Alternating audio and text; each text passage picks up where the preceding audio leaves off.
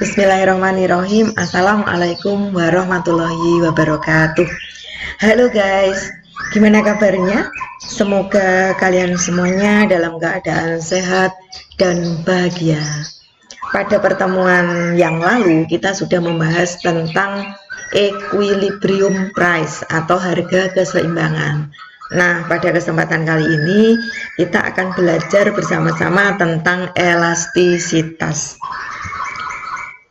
Agenda yang bakal kita bahas ada pengertian faktor-faktor yang mempengaruhi elastisitas permintaan, rumus elastisitas permintaan, jenis-jenis elastisitas permintaan. Kita langsung ke pergerakan dan pergeseran kurva permintaan. Yang pertama dulu ya guys, di sini ada gerak. Gerakan sepanjang kurva permintaan terjadi jika harga barang yang diminta menjadi semakin tinggi atau semakin menurun. Hal ini mengakibatkan turun atau naiknya barang yang diminta, sehingga mengakibatkan bergeraknya titik korespondensi. Nah, saya memberikan contoh, misalnya di sini ada harga bawang merah. Pada saat harga bawang merah 10.000, maka jumlah bawang merah yang diminta 20, sehingga titik potongnya kita namakan titik A. Pada saat harga 8.000, jumlah yang diminta 40, titik potongnya diberi nama titik B. Pada saat harga 6.000, jumlah barang yang diminta 60, titik potongnya diberi nama titik C. Dan pada saat harga turun menjadi 4.000, maka jumlah barang yang diminta 80, dan ini adalah titiknya, titik D. Kemudian berpindahnya titik A ke titik B, dari titik B ke titik C, dari titik C ke titik D. Ini yang dinamakan dengan gerak atau pergerakan kurva permintaan. Berikutnya ada geser. Permintaan itu tidak hanya dipengaruhi oleh harga saja, tapi ada banyak faktor. Pengaruh dari perubahan faktor selain harga akan menyebabkan pergeseran kurva permintaan. Nah, saya ambil contoh yang ini ya guys. Pada saat misalnya harga bakso 2.000, maka saya membeli 100 bungkus.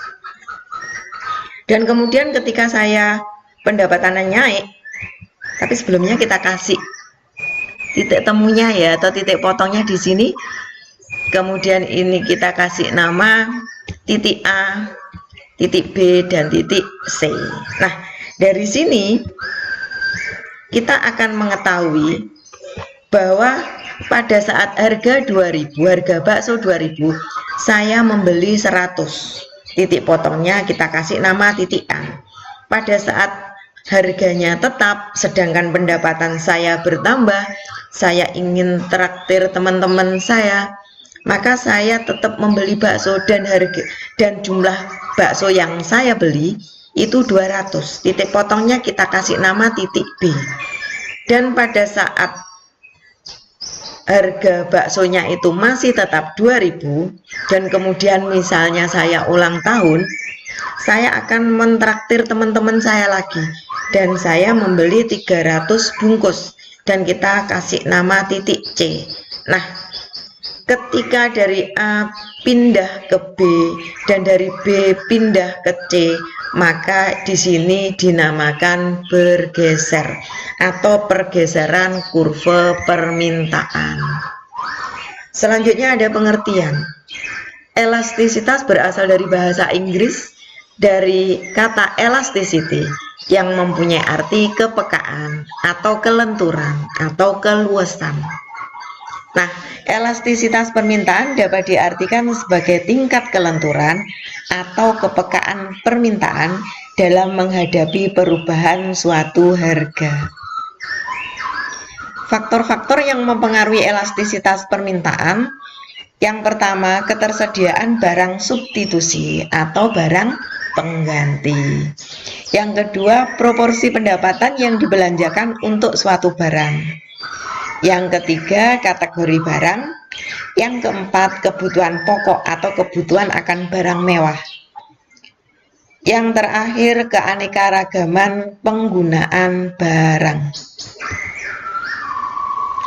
Kemudian rumus elastisitas permintaan, secara sederhana koefisien elastisitas atau elasticity of demand dapat dirumuskan sebagai berikut.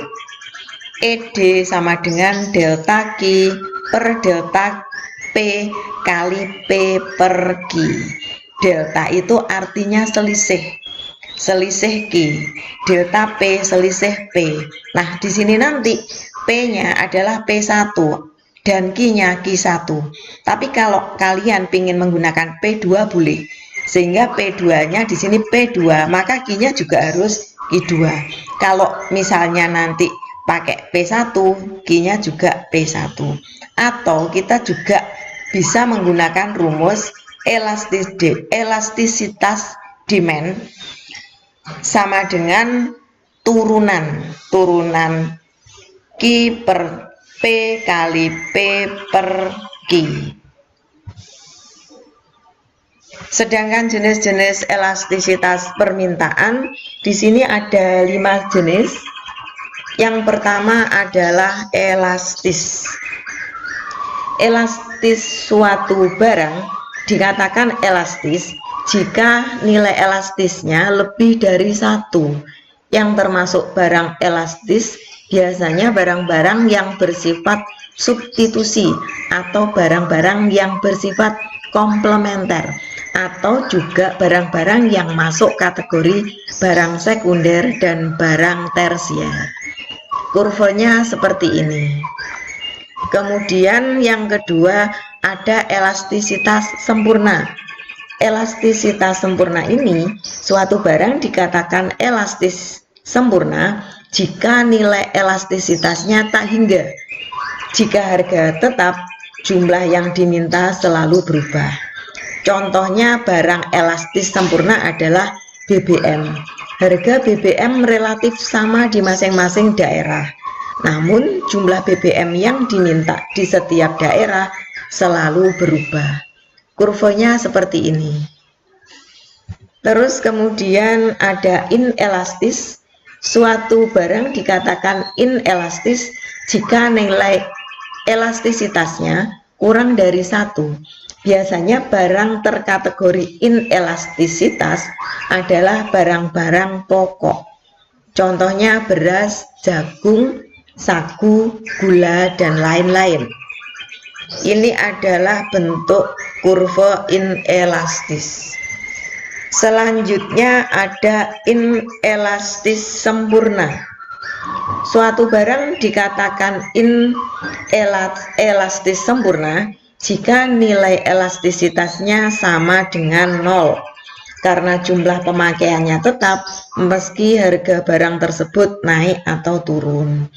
Barang-barang yang murah itu nanti akan termasuk dalam inelastisitas sempurna atau inelastis sempurna.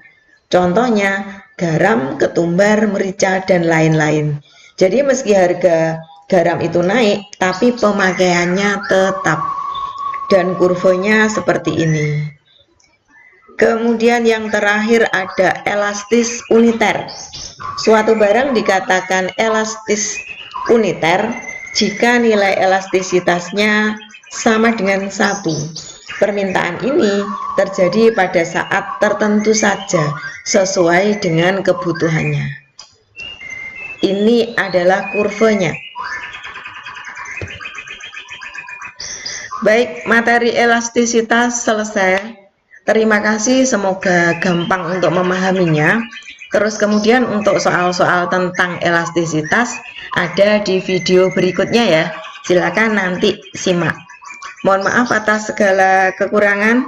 Saya akhiri, wabillahi taufik walhidayah. Wassalamualaikum warahmatullahi wabarakatuh.